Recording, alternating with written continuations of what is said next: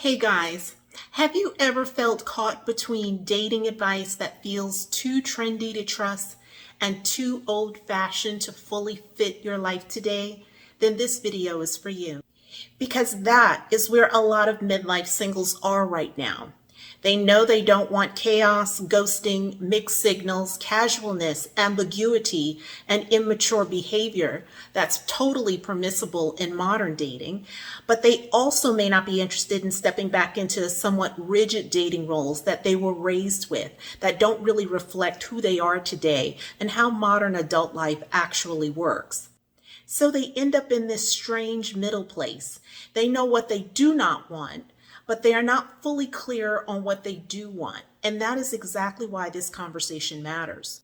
Because modern dating, traditional dating, and grown-up dating are not just different styles. They create different expectations, different habits, and yield very different outcomes. In this video, I want to help you sort that out clearly so you can understand what each approach offers, where each one falls short, and why I believe grown-up dating is the most optimal framework choice for most midlife adults. It's the best fit for Gen X and Boomer singles.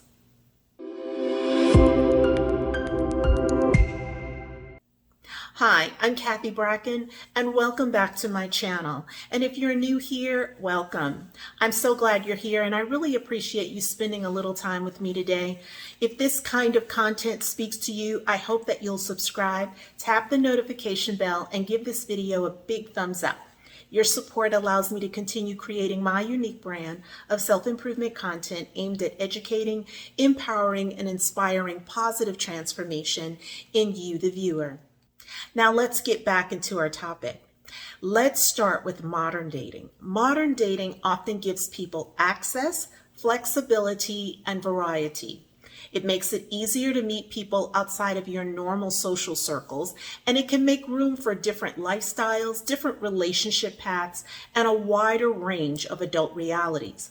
So I do want to be fair about that. There are things about modern dating that can be useful, but where modern dating often breaks down is in its tolerance for foolishness. It normalizes vagueness, it overpromotes casualness, and it allows for emotional inconsistency. It makes room for people to maintain connection without ever naming what it is that they're doing, what it is that they want, or whether they're capable of building anything real. Hence the term situationships. For midlife adults, that gets exhausting very quickly. At this stage of life, most people are not looking to spend months deciphering unfamiliar behavior, managing mixed signals, or pretending that they're fine with ambiguity when they are not. So while modern dating may create options, it does not promote clarity, mutuality, or long-term success. Now let's talk about traditional dating. Traditional dating usually offers more structure. It often brings clearer expectations, stronger courtship norms, and a more direct connection between dating and serious partnership. For most, that structure feels reassuring and it feels respectful. It feels safer and less chaotic. And honestly, I understand why it appeals to so many midlife adults. It's the framework that we were raised with. It was passed down to us by our parents and environments. But traditional dating in today's world presents limitations that hinder its effectiveness. Sometimes it carries expectations that no longer fit modern adult life.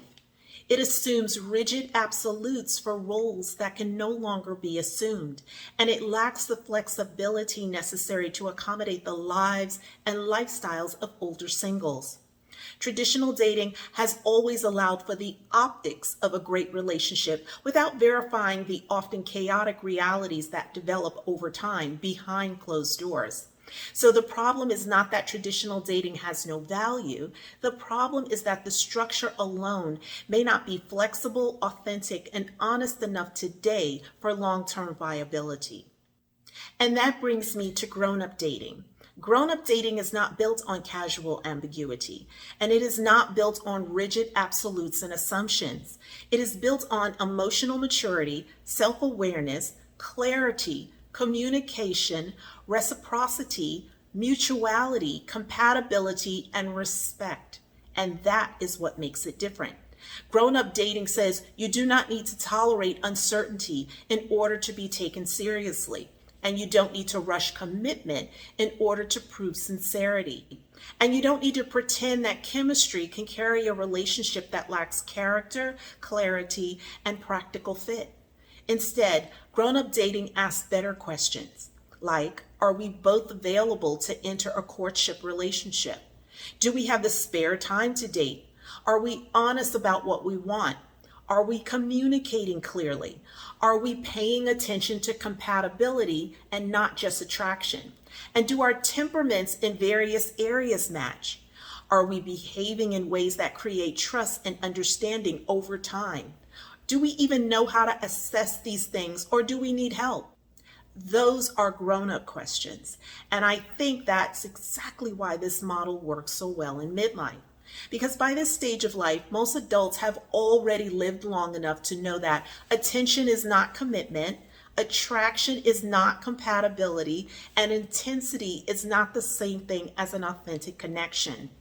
Midlife requires more discernment than that. It requires the ability to stay open and realistic at the same time.